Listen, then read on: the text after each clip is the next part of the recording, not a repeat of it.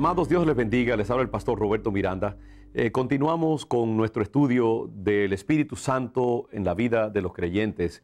Y estamos enfocando la vida de Saúl, el primer rey que tuvo Israel, para ver algunos elementos del Espíritu Santo y cómo se mueve en la vida de los creyentes. Hemos dicho que lo primero que hizo el profeta Samuel fue comisionar a Saúl y derramar una vasija de aceite sobre su cabeza en señal del Espíritu de Dios que se suponía que en ese momento descendiera sobre Saúl para capacitarlo, para moverse en una dimensión mucho más poderosa que la que él tenía en lo natural y en su propia persona. Vimos también que Dios usó a Saúl a pesar de sus terribles imperfecciones de carácter y que no tenemos que ser perfectos, sino dispuestos para que el Espíritu Santo descienda sobre nosotros. Hemos dicho también que la presencia del Espíritu Santo en nuestra vida no nos exime de errores, pero que sí hay una responsabilidad de nuestra parte de manejar y administrar la unción y el don de Dios que está en nosotros en una forma adecuada para que ese don adquiera su mayor plenitud. Tenemos que dejarnos tratar por Dios, formar por Dios, para que esa unción no se convierta entonces en una maldición, como puede muchas veces hacer, si no la manejamos con suma reverencia y con sumo cuidado. Señalamos también el caso del apóstol Pablo, que llama al pastor Timoteo a avivar el fuego del don de Dios, que ya está dentro de él por medio de la imposición de las manos del apóstol Pablo. Y decíamos que nosotros tenemos la responsabilidad de continuamente darle vida, a expander la presencia del Espíritu Santo en nosotros y dejar que el Espíritu Santo vaya creciendo y manifestándose en todas las dimensiones de nuestro ser para que nuestra vida pueda adquirir el nivel de efectividad y de poder que Dios quiere que adquiera. Es interesante cuando Samuel unge a Saúl, entonces le da una serie de instrucciones que nos indican algo acerca de cómo se mueve el Espíritu Santo en la vida de los creyentes.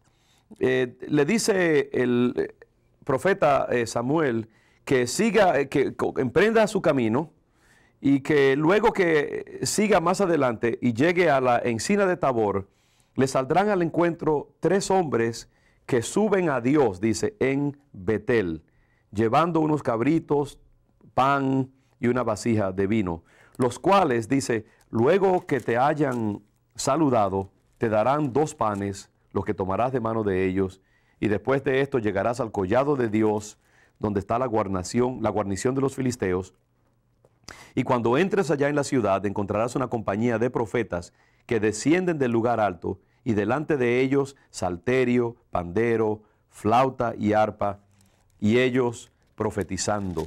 Lo que está estableciendo aquí el profeta Samuel es como una atmósfera sobrenatural. Es interesante que el Espíritu de Dios mora en Samuel y por lo tanto Samuel tiene un espíritu profético tremendamente poderoso y preciso. Le está dando a Saúl instrucciones bien claras. Saúl tiene que proceder por este camino y cuando vaya a cierto lugar allí encontrará unos hombres que van, dice, camino a Betel, suben a Dios, dice, en Betel. Es interesante que Betel tiene unas resonancias en el Antiguo Testamento de visitación de Dios. Es un lugar donde, por ejemplo, Jacob tuvo un encuentro muy poderoso con Dios, donde Abraham originalmente adoró al Señor y después que regresó de Egipto volvió a Betel y adoró al Señor allí una vez más.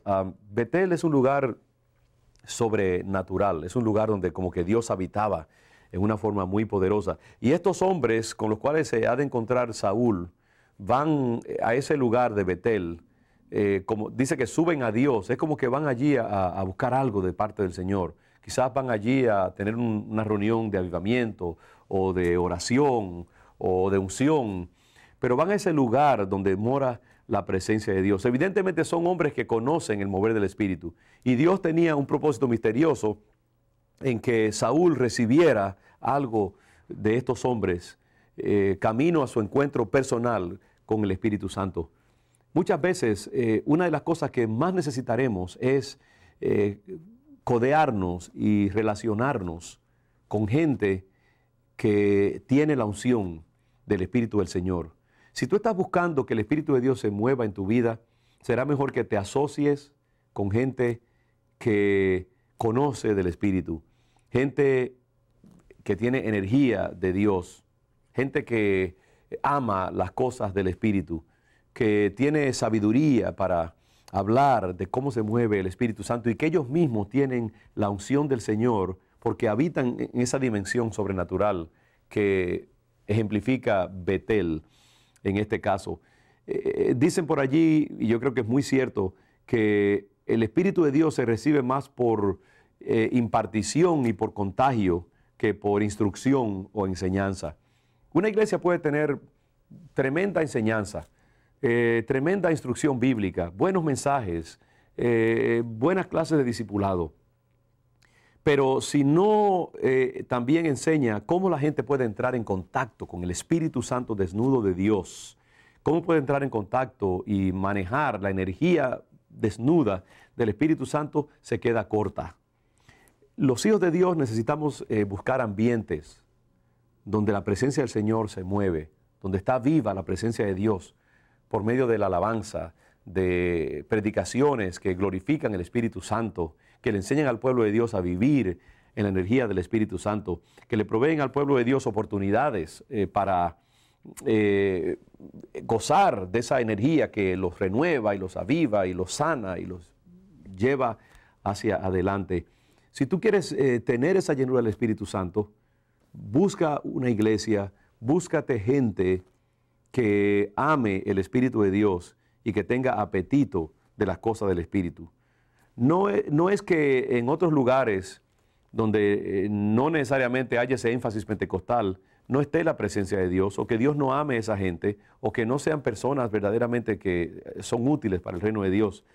Pero siempre he creído que el deseo perfecto de Dios y la forma ideal de uno moverse en las cosas del reino de Dios es en esos lugares donde se alaba y se suscita y se busca y se glorifica el mover del Espíritu Santo. Imagínense tanta gente hoy en día que tiene mucha piedad, pero no conocen del poder de Dios.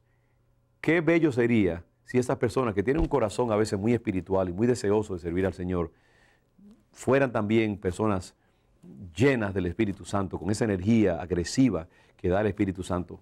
Sería maravilloso. Sin embargo, hoy en día como que tenemos estos dos extremos. Gente que ama la palabra, que predica la palabra, que aman la enseñanza y las verdades teológicas. Y gente, por otra parte, que aman el Espíritu Santo, aman la energía del Espíritu, los dones, el avivamiento.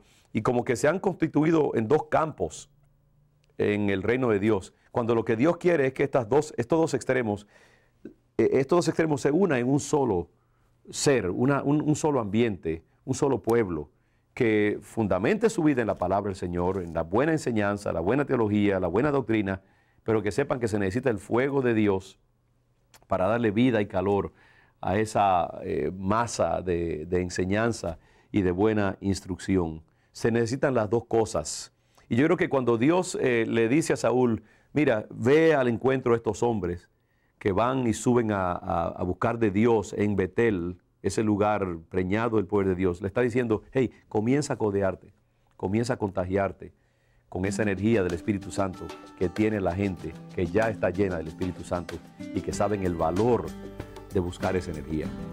Busquemos ambientes y personas que nos contagien con su pasión por el Espíritu Santo. Dios te bendiga y hasta nuestra próxima meditación.